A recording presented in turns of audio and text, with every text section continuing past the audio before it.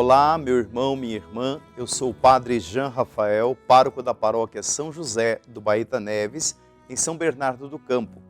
E é com grande alegria que iniciamos nosso programa Verbum, a Palavra de Deus da Diocese de Santo André. Programa transmitido na TV+, por podcast, rádio e mídias sociais da Diocese de Santo André. Nesta terça-feira, dia 7 de junho de 2022. Hoje refletiremos o Evangelho de São Mateus, capítulo 5, versículos de 13 a 16.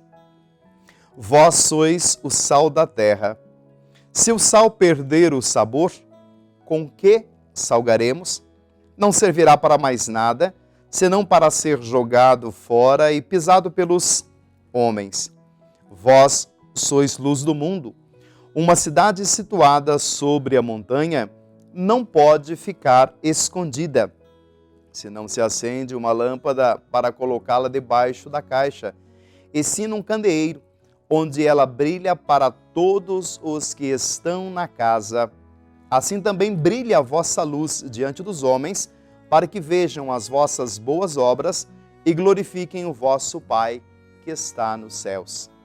Palavra da salvação. Estimado irmão e irmã, hoje o Evangelho nos convida a esta atitude de que o cristão, ele é sal e luz. Sal, ele é sabor, sabedoria, salvação. O que quer dizer, então, para que serve o sal? Para dar sabor aos alimentos. Por isso, desde os tempos antigos, tornou-se um símbolo de sabedoria. E hoje, dizem que uma pessoa ela tem sal na cabeça quando fala de maneira sensata. Quer dizer, ou dizem que uma conversa está insossa ou sem sal, isto é, significa sem graça, sem propósito, desagradável, sem conteúdo. Por isso a insistência de Jesus Cristo ao dizer que vós sois sal da terra, pois devemos falar coisas que dão sabor, sentido à vida. O cristão é sal, porque consegue dar sabor e sentido a tudo aquilo que acontece. Difunde uma palavra de sabedoria onde existe dor e semeia a bondade onde existe ódio e rancor.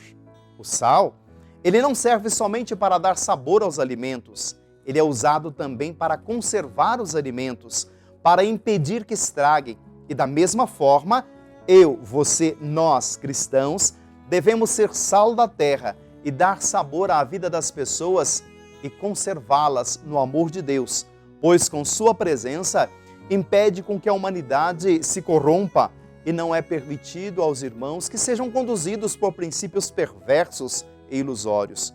Por outro lado, luz significa enxergar, iluminar, clarear, apontar caminhos a seguir.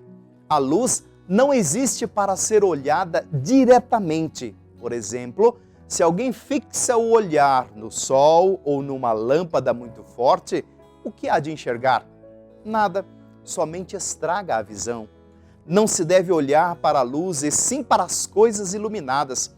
Por isso mesmo, o comparativo de Jesus Cristo, a cidade construída sobre um monte, ela não pode ficar escondida, e a da lâmpada que realmente deve ser colocada num lugar elevado. Nesse sentido, nós, cristãos, devemos ser luz, mas não podemos praticar as boas ações apenas para chamar a atenção para si. Mas devemos nos colocar numa atitude não de ser elogiados, mas de apontar pistas a serem seguidos. Não é para nós que os homens devem olhar, mas para as boas ações que são praticadas. E é por isso mesmo que o cristão deve permanecer escondido diante de uma caridade realizada, que sua mão esquerda não saiba o que faz a sua mão direita. E Jesus ensina que os homens e mulheres devem enxergar as boas obras e glorificar o Pai. Jesus, ele é bem claro, definido, objetivo, que a luz de vocês brilhe diante dos homens, para que eles vejam as boas obras que vocês fazem e louvem o Pai de vocês que está nos céus. Portanto, irmão e irmã, a luta pela justiça, que é o reino de Deus, não pode ser encurtada para apenas servir para os caprichos egoísticos nossos, mas para servir ao Deus de bondade que entrega a sua vida e o seu poder para todos nós. Pense nisso. De que modo eu, na comunidade eclesial, posso salgar e iluminar, ou seja, dar sabor e sentido aos meus irmãos que convivem comigo numa sociedade. Amém. E desça sobre vós e permaneça para sempre A bênção de Deus Todo-Poderoso, Pai, Filho e o Espírito Santo. Amém.